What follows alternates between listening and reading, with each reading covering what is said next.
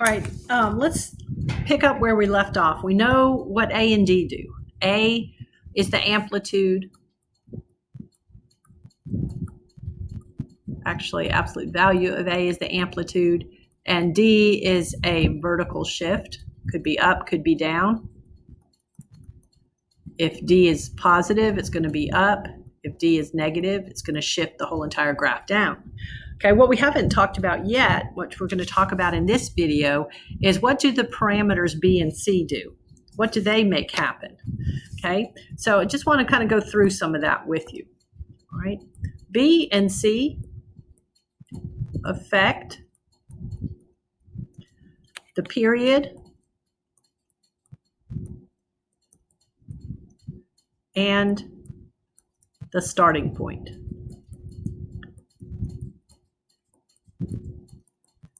And by the way, this works whether it's sine or cosine, okay? So B and C affect the period and the starting point. Period is like how long it takes for it to complete one full cycle. And then you can just repeat that cycle to the right and to the left to get the whole entire graph. So like the original sine and cosine, the period is 2 pi, okay? It also affects the starting point. The starting point, that is really called the phase shift. That's going to be called the phase shift when we formalize this a little bit.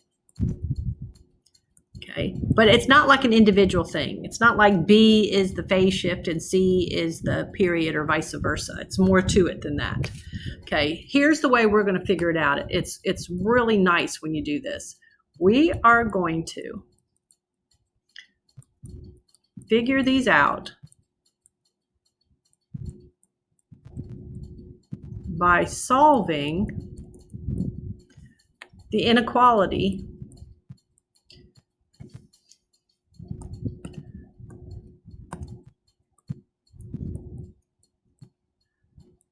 okay. 0 is less than or equal to bx minus c, which is less than or equal to 2 pi. Now, normally inside here, you'll have something like, in a minute, we're going to do some of these. You'll have something like 2x minus pi here in the middle. Okay, so the easiest way to determine the period and the phase shift is not to memorize a formula for those, but to just solve this, okay? When we do that, we are going to assume, we will assume that B is greater than 0. And it doesn't really have to be, but we're going to assume that. Okay. If it weren't, so in here, let me just tell you what we would do. If it weren't positive,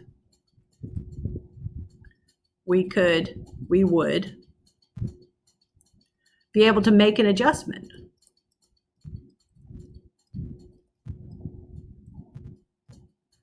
Because if you had like the sine and you had a negative here in front of the x, of course there could be more to it, but if you basically had that issue, okay, what would be nice to look at is if that's the sine of x, if that's x, the sine would be right, let me do it in red, would be right here, okay?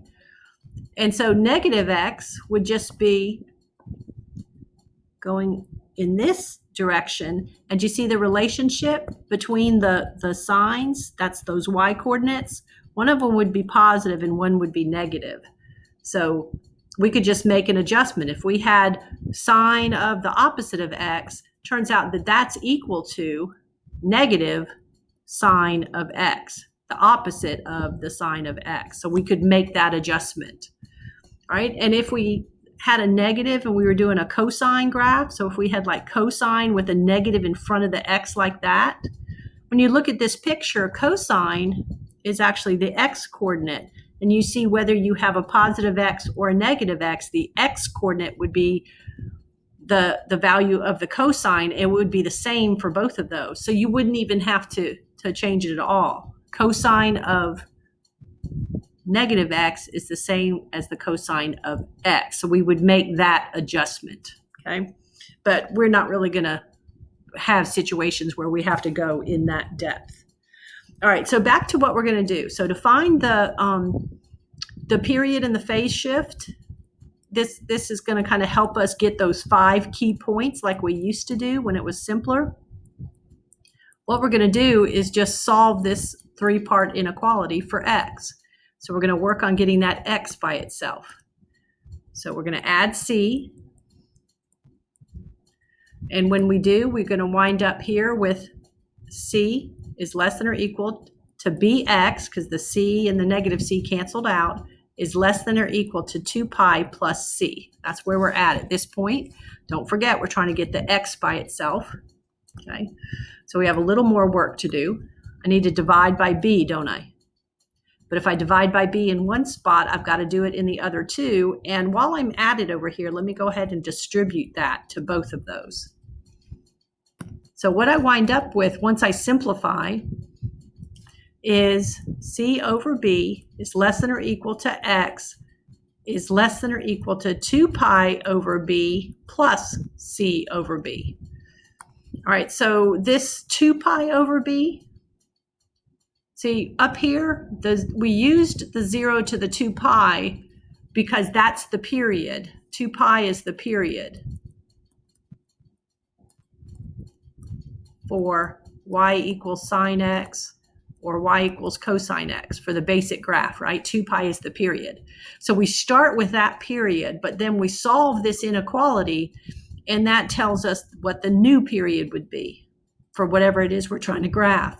So 2 pi divided by b would be the period of this graph we're trying to do, the variation of the basic ones.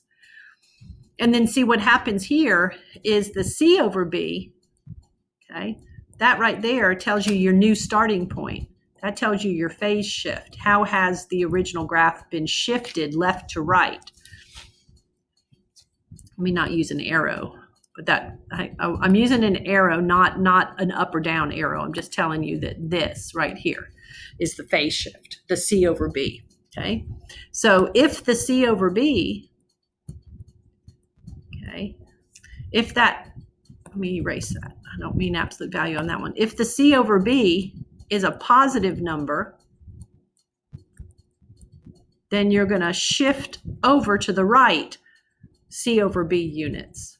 And if c over b is a negative number, it's negative, then that means you're going to take your graph and shift it to the left. It'll be over to the left, okay? And this right here, this 2 pi over b, that's going to be your new period, okay? All right, and so like the c over b, that's your new starting point is the way to think about it, okay? So let's do one. Let's look at y equals sine of 2x plus pi. Okay, so we're going to try to graph y equals the sine of 2x plus pi. So we're not focusing on the a or the d. We're just focusing on the b and the c right here and kind of seeing what they wind up doing. Okay? All right, so what you want to do, let me see if I can get some more space. I want a little more space.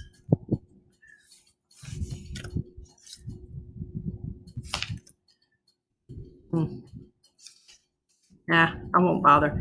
All right, so what I like to do is I like to take this part right here. I'm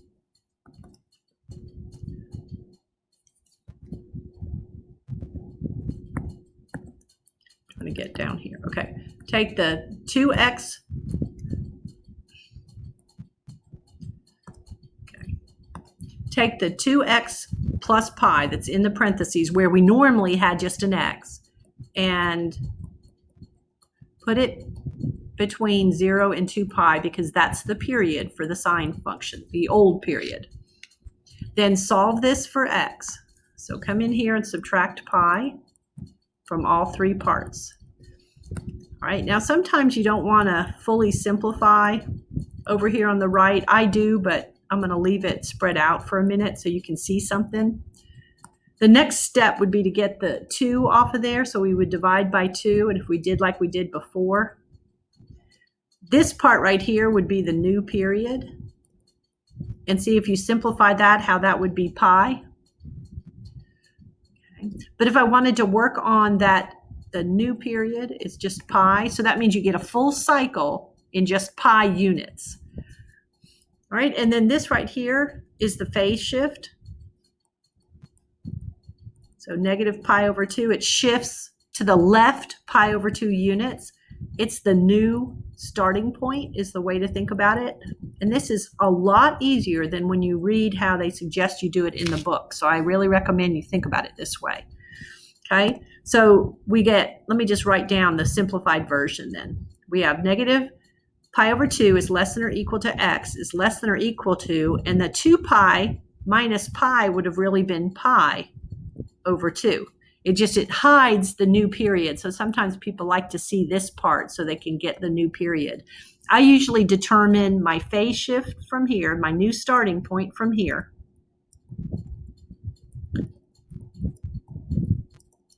And then the difference between these two is pi. That tells me the period, okay?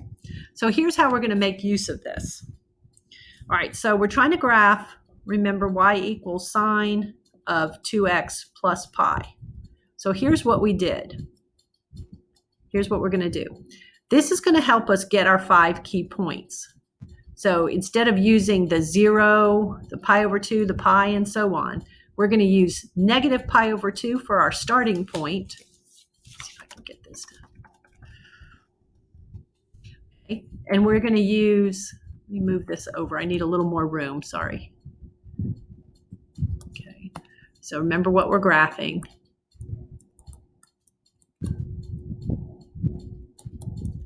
Okay, and what we found, when we do our 5 points, I'm gonna think about negative pi over 2 being my starting point, pi over 2 being my ending point. And to me, here's the easiest way to get the 5 key points, to use fraction operations and also to look at it. This will be the beginning of a cycle, not at that exact spot, but at that x value. And at this x value will be where the end of the cycle happens. Okay, here's the middle. So you're going to want that in the middle. You can see it 0. You can also get it by adding these two and cutting them in half. So to get that 0 right there, you can add, get used to knowing how to do this. It really helps. And then cut in half. Negative pi over 2 plus pi over 2 would be 0. Cut in half would still be 0. And then I need these 2 other in-between points. So I can see it on this one. See how I need to be halfway here and halfway here?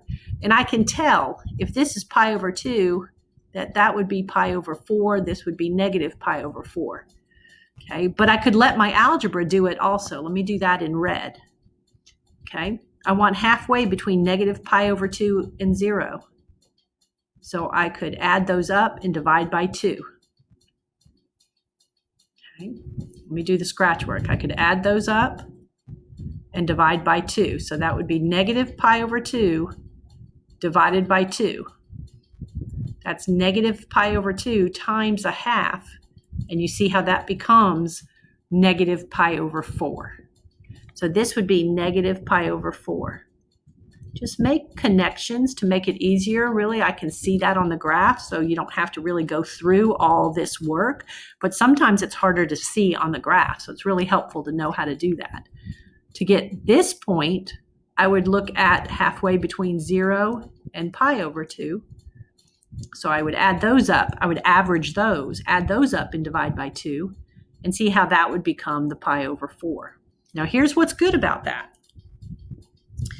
Then before you take the sine, you're going to take those x values and you're going to do 2 times those x values and add pi. So here's why this works so good. If you were to do that and do 2 times a negative pi over 2 and then add pi, that's going to turn out to be negative pi plus pi, which equals 0. Okay. And if you take 2 times negative pi over 4 and add pi, okay, you're going to wind up getting this right here is going to be negative pi over 2 plus pi. That's going to be pi over 2.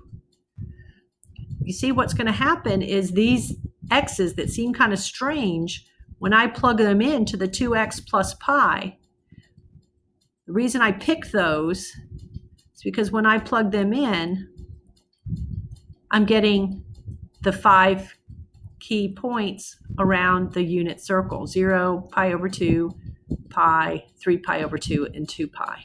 See, this would wind up being pi over 2 plus pi.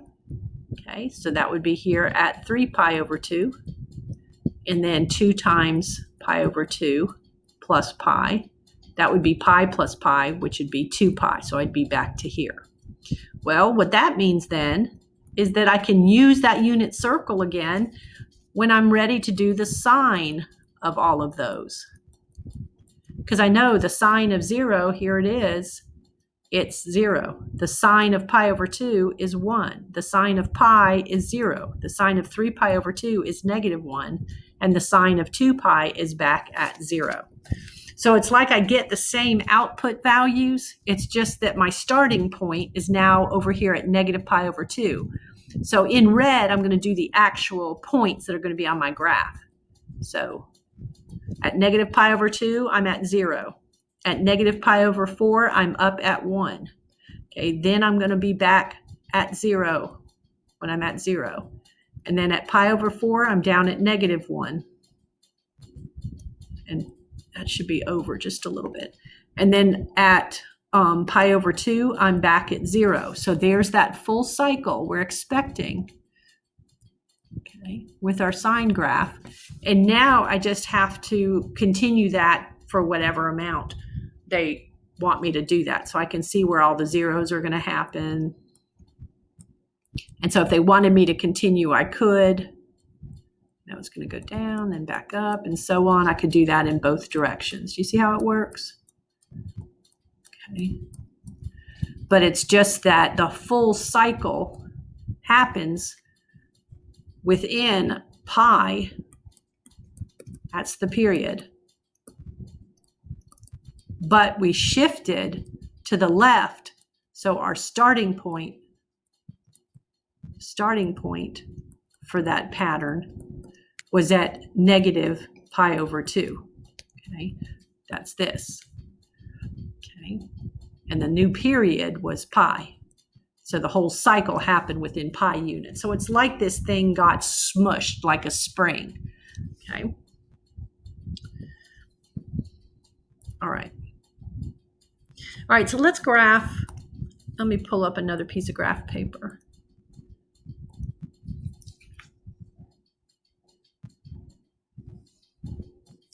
Not autosave. Go to graph paper. Let me give it a moment to save.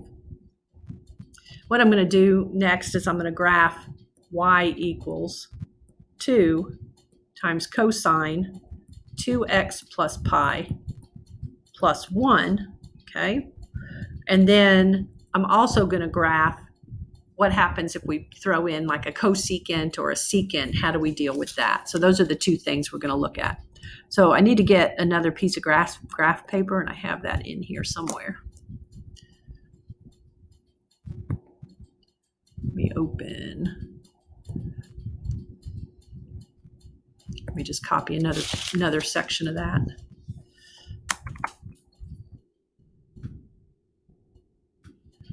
Okay, and let me put a couple more in there. Do one more.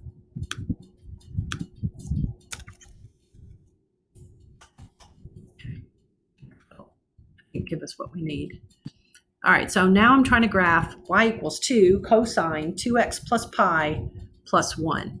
Okay, so I like to think through things a little bit, but I'm not going to use them necessarily in this order. So this is the amplitude. So we're going to stretch it.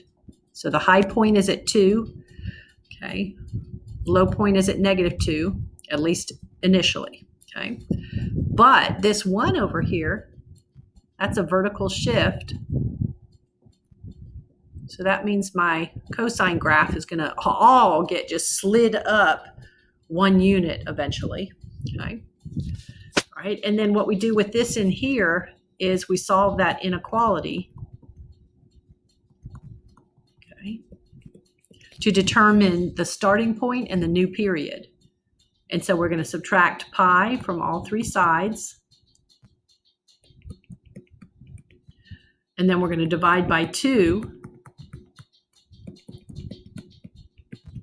so this is the phase shift, new starting point.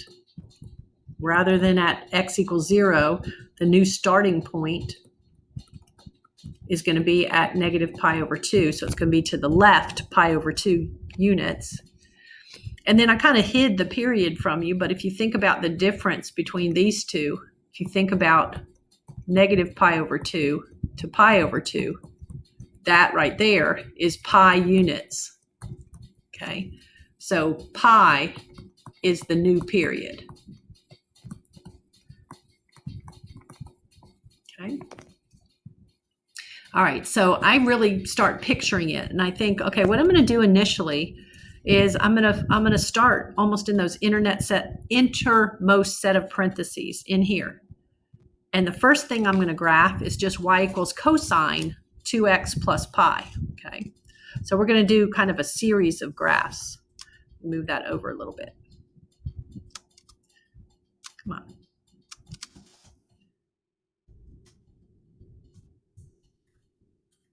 Put that over just a tad.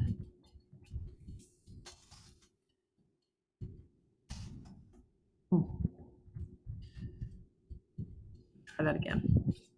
Have it shifting a little, not go too far. Just need a little space. Okay. So what I'm going to do is I'm going to graph y equals, and I'm going to graph to start with y equals cosine x. Then I'm going to graph y equals cosine 2x plus pi. Get that out of the way. Okay. So let me go ahead and get the cosine graph on there. That I do just by looking at the unit circle and thinking about those key points we keep talking about. So cosine starts at 1. Okay, then it goes to 0, then to -1, then back to 0, and then it goes back up to 1. And it has a full cycle happening within a period of 2 pi. And we can just continue that pattern if we needed to. Okay, so it looks something like that. All right, when I go to do the 2x plus pi inside there, cosine of 2x plus pi, that's when I might need to go ahead and solve this inequality. Okay, so we did that earlier. If we hadn't, we would do that now. So we'd go through that real quick, and we'd subtract pi in all 3 spots. We'd divide by 2, and we'd get to here.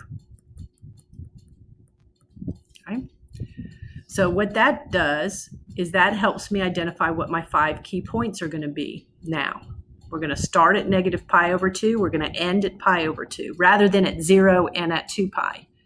Okay, and then you can see halfway in between is going to be the 0. Okay, and then halfway in between this would be negative pi over 4. Halfway between that is pi over 4. That is, to me, the easiest way to determine those 5 key points. What those do for you is then when you think about how you've got to multiply by 2 and add pi, when you multiply negative pi over 2 by 2 and add pi, you'll be at 0. When you multiply by 2 and add pi there, you'll be at pi over 2. When you multiply by 2 and add pi here, you'll be at pi. Multiply by 2 and add pi, you'll be at 3 pi over 2. Multiply by 2 and add pi, and you'll be at 2 pi. Okay? And so then we can come in here and do the cosine now of those. And it'll be real easy because we can go back to thinking about what happens when you're at 0. The cosine is 1. When you're at pi over 2, remember I'm thinking about this again.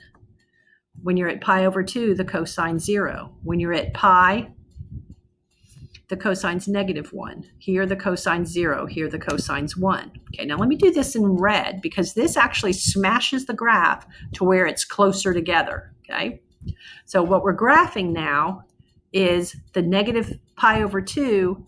The y value is really 1. See, that's where it used to be. It's now been shifted to the left that many. Okay.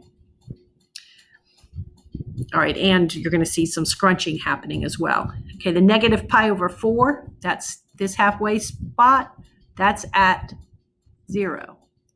0 is at negative 1. Okay, pi over 4, which is right here, is back at 0.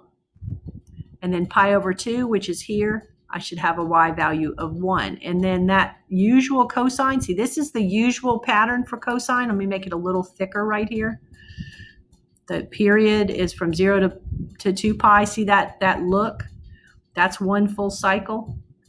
Okay, we're going to do that, but it's going to happen right here now. It's been smushed and shifted. Both of them get covered. When you solve the inequality, you're handling both the phase shift, okay, and what the new period would be. And then you can continue that. So you have to be kind of careful, make sure you're following the pattern. So we'll be back to here. Okay, then we'll be down here. Then we'll be back to there. And, you know, they'll tell you what they want you to do as far as like how far you do it. But once you get the pattern, you can finish it up. Okay, now we're not necessarily through. Okay, that isn't our final thing we're trying to graph. Okay. Back to 0, up to 1, and so on. So there's the picture in red. So in black, I have y equals cosine x. Okay, and then in the red, what I have is the y equals cosine 2x plus pi. Okay, but the thing I really wanted to graph, let's go back and look. I really wanted to graph this 2 out in front and then a 1 here. Okay, so let's think about those. Okay, so let me do in blue. What if I were trying to then now do y equals 2 cosine 2x plus pi? Well, I already have cosine 2x plus pi. That's in red. That part right there is already the red graph. So the effect that the 2 is going to have is just to stretch the red graph so it's 2 times as far away from the x-axis. So like that point, rather than being at 1, it's going to be up here at 2. This is going to be down here at negative 2. These x-intercepts, they're going to stay at 0. Those are like nails. And then you're just going to pull it, okay, higher and lower. So it stretches it. So it looks like this. So what I'm doing in blue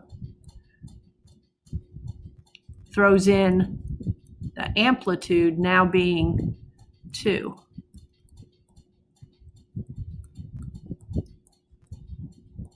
Okay. So the blue one is the y equals 2 cosine 2x plus pi. All right, now the last thing we're going to do, and let me do that one in green, is we're going to think about, all right, so now what do we do? These are the amplitude and the vertical shift, they're a lot easier. So what do we do when we add 1 there at the end? Okay, so we already know this up to here is in blue on the graph. So all we have to do to graph the final answer is we have to now figure out what that plus 1 does. So what it does, it also affects it vertically, but it's not a stretching. It's a moving of the whole entire thing 1 unit up. So this point will now be 1 unit up. Let me make it green. Up here, okay? This point is going to be 1 unit up. So all these x-intercepts, we're going to be up 1 unit, okay? And these are going to all be up 1. All right, you see it? Okay, let me do a few more. So this will be up 1. This one is up 1. All right, and I've got a lot going on the one graph, so that does make it, I know, a little bit harder to visualize. But I need you to see every single y coordinate on this has just been shifted. It's not a stretch. The whole thing just moves up.